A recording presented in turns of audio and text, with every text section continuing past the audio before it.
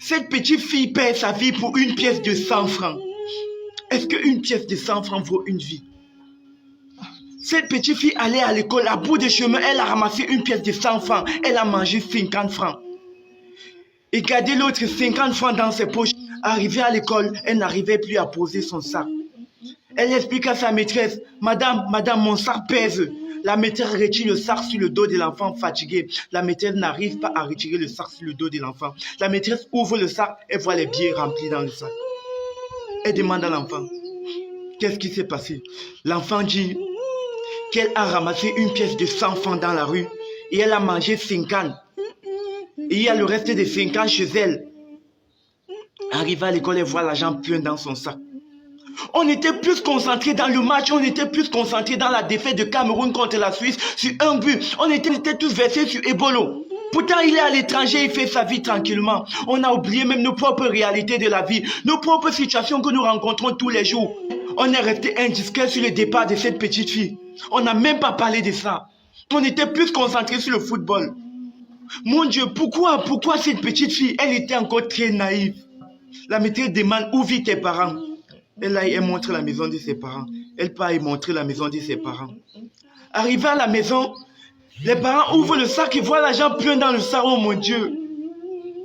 Les parents scandalisés. Les parents cherchent à retirer un père. Imaginez la fureur d'un père et d'une mère qui cherchent à retirer un sac sur le dos de leur fille. Un sac que c'est eux qui ont pris la peine de porter sur le dos de l'enfant. Eux n'arrivent plus à retirer.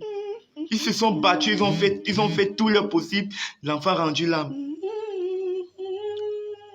Et pourquoi toi tu regardes encore cette vidéo? Donne le téléphone à ta fille, que ta fille puisse voir ce qui s'est réellement passé. Donne ce téléphone à ton fils, que ton fils puisse comprendre comment se passe la réalité de la vie aujourd'hui. Pour que ton fils puisse comprendre qu'il ne peut plus ramasser une pièce de 25 francs dans la rue. Elle s'appelait Laetitia, elle s'appelait Fabiola, elle s'appelait Christelle, elle s'appelait Mélissa. Peu importe comment elle s'appelait, ça pouvait être ta fille, ça pouvait être ton frère, ça pouvait être ta grande soeur, ça pouvait être ton petit-fils, ça pouvait être ton fils, ça pouvait être n'importe qui, ça pouvait même être toi-même. Donc je te transmets ces vidéos aussi pour que tu la partages, pour que tu partages pour sauver des vies, pour dire aux gens désormais dans ta famille que désormais on ne peut plus ramasser une pièce de 25 francs dans la rue.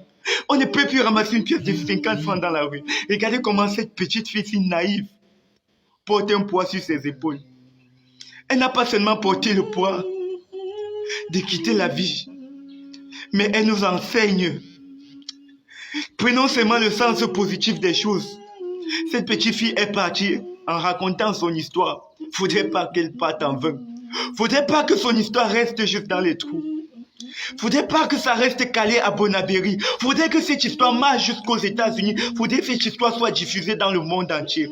Pour cette petite fille, que je dis qu'elle n'est pas partie pour rien. Dieu l'a choisie. Il l'a choisie pour un but bien précis. Cette petite fille nous enseigne aujourd'hui. Parce qu'en partant, elle nous a expliqué ce qui s'est passé. Ça fait que désormais, tu diras à ton fils que, mon fils, si tu pars à l'école, tu vois une pièce de 25, ne ramasse pas. Si on t'appelle, ne pars pas. On te donne de la nourriture, ne mange pas. On te demande des choses, ne réponds pas. Va tout droit à l'école et tu rentres directement à la maison. Seigneur, où va le monde? On est tous concentrés sur le match.